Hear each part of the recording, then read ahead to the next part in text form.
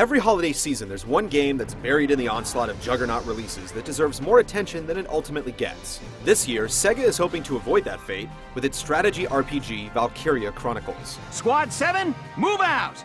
Combining elements of strategy RPGs and real-time tactics games with a refreshing presentation, Valkyria Chronicles places its hopes in bucking trends. Bang, bang, baby!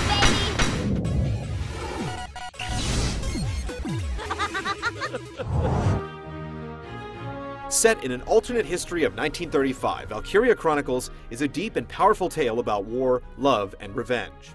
As war breaks out across Europa between the Atlantic Federation and the Empire, the small neutral country of Gallia is caught in the crossfire. The story focuses on Welkin Gunther, the son of a highly decorated general who suddenly finds himself in the thick of combat.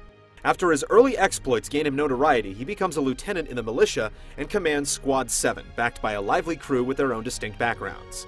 The Empire, aided by a descendant of the Valkyria, seeks an ancient power hidden within Gallia to complete their domination of the world, and it's up to Squad 7 to put a halt to their evil ambitions. The story unfurls in small episodes within each chapter and through mid-battle cutscenes. While the narratives in many RPGs tend to pound you over the head with their themes, the story in Valkyria Chronicles never gets bogged down. Its episodic nature allows for deeper subplots, making the storytelling feel more like a well-planned anime series. It keeps things moving all the way up to a rewarding conclusion.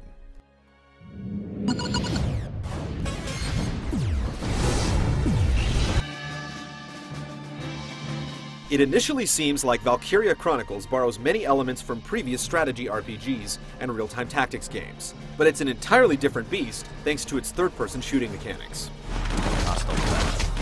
Missions begin with an overhead view of the battlefield, with enemy and ally units represented by icons. When a unit is selected to move, the game shifts into third person. Battles are won by either obliterating all enemy forces or meeting certain conditions, such as capturing the enemy's base.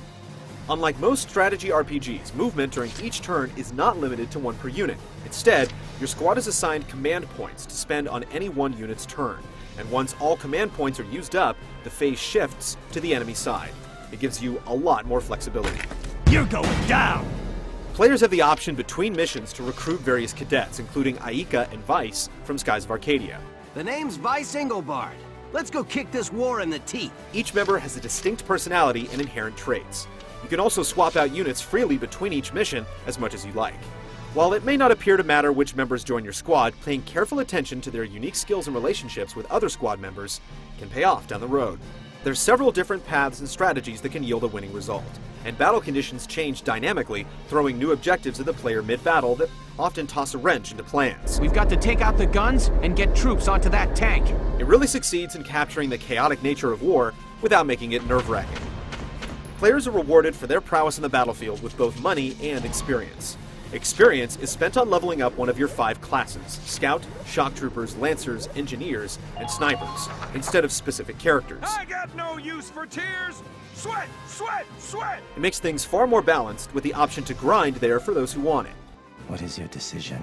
Experience can also be spent on learning new orders, which enhance units during battle. You are the shield that defends the Empire! Money is spent on enhancing weaponry and purchasing new equipment for your tank. New gear can then be equipped to units, and tank parts can be applied to customize the tank. Money can also be used to unlock special side missions that help fill in some gaps to the overall story. Once the game is completed, the optional skirmishes can be attempted on a new hard mode for additional difficulty, and the standard missions can be replayed over multiple times to improve rankings. There are over 30 hours of tactical play in the main campaign, and an extra 30 in options. There's no online mode, but you won't miss it.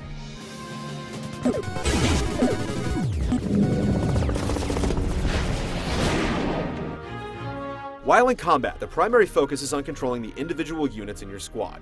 While controlling any single member, enemy units will react in real time as they approach, typically with gunfire. At the same time, allies will also react, sometimes joining together to perform a team attack or provide cover fire. These automated reactions give it a realistic feel. Yeehaw! The action point meter will drain as your unit moves. Once the meter is empty, the unit can no longer move, yet can still make certain actions. Using a unit too often will wear it out, as the meter refills less and less with each successive turn, but it will refill completely during the following phase. Hostile found. Without the option to manually crouch, anticipating your unit's stamina is important so they can get to cover before being attacked. Players begin an assault by using the aiming reticle to target the enemy, which will then prompt a small chart to appear. The chart displays various statistics and gives the player insight into the potential outcome of the firefight. Attacking weak points will do more damage, but they have a lower percentage of connecting.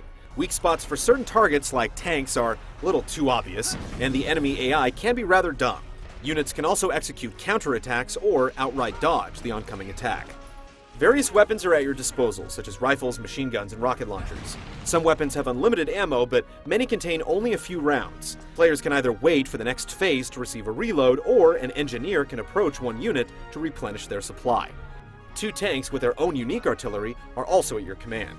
Selecting the right unit for the right situations is always crucial thanks to a rock, paper, scissors system.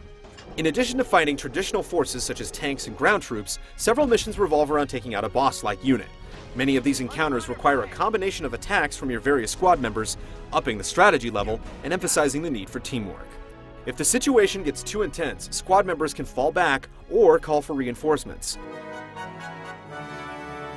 Units will recover some HP after each phase, or you can use healing items.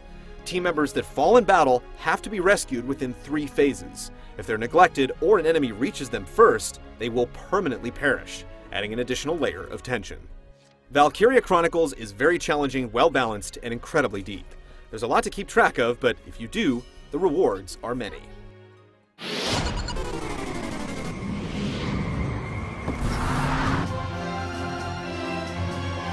From the opening sequence to the final credits, the visuals in Valkyria Chronicles never disappoint.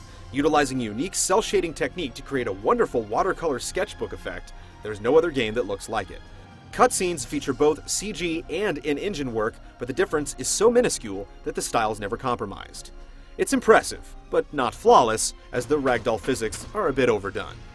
Comic book text appears to punctuate some of the authentic sound effects, and there's wall-to-wall voice acting that really nails the script. Gallia's mongrels have reclaimed Vassal Bridge. Sega's even included the Japanese dub. ウェルキー戦車よ The score sets the tone, with several compositions standing out as some of the finer in the media. If you're looking for an RPG that strays off the beaten path, go buy Valkyria Chronicles. From the gameplay to the visuals, it's one of a kind. It has appeal for both strategy heads and role players who find high fantasy to be low on their interest scale. This time we will